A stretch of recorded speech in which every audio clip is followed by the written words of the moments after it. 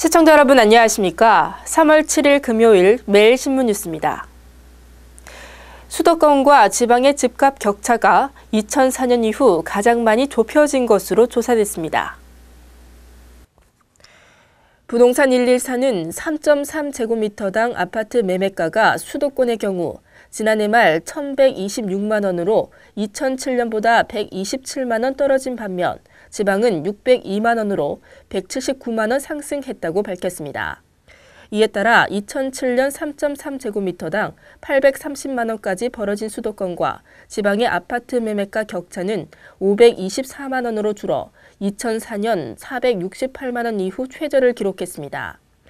이 같은 현상은 2008년 금융위기 이후 수도권 부동산 시장이 침체한 반면 지방 주택시장은 실수요 회복과 세종시 등으로 호황을 누렸기 때문으로 부동산 114는 분석했습니다. 김관영 경북도지사가 3선 도전을 공식 선언했습니다. 김 지사는 어제 영천시 총통면 주민복지센터에서 기자회견을 갖고 그동안의 경륜과 강한 리더십으로 더 크고 더 강한 경북의 꿈을 완성하겠다고 공식 출마 의사를 밝혔습니다. 김 지사는 경북 내륙을 창조 경제의 중심지로 만들고 동해안 바다 시대를 맞아 환동해 발전본부를 동해안 현장에 설치해 새 경북의 천년을 열겠다며 여성 일자리 사관학교를 설립해 양질의 일자리 10만 개를 만들겠다고 약속했습니다. 김 지사는 또 경북 농식품 수출공사를 만들어 자유무역협정에 대응하고 남북권 신공항 유치에 혼신의 힘을 기울이겠다고 말했습니다. 이에 따라 새누리당 경북도지사 후보 공천을 놓고 김관용 도지사와 권오을 전 국회 사무총장, 박승호 전 포항시장이 3파전을 벌일 전망입니다. 세계주니어 컬링 선수권 대회에서 의성 출신 선수가 주축이 된 우리나라 대표팀이 준우승을 차지했습니다.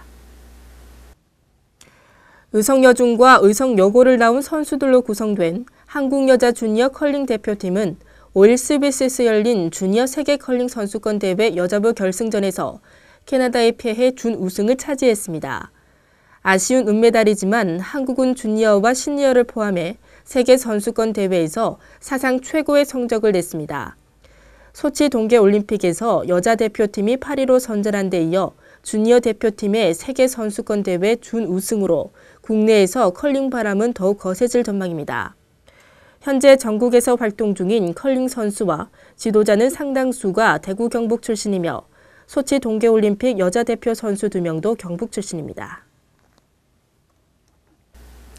의성에서 올해 경북 첫 아너소사이어티 회원이 탄생했습니다. 경북 의성군 삼성연합의원 권순효 원장이 1억 원 이상 개인 고액기부자 클럽인 아너소사이어티 회원에 가입했습니다. 이로써 권 원장은 경북 지역 올해 첫 회원인 동시에 역대 17호 회원이 됐습니다.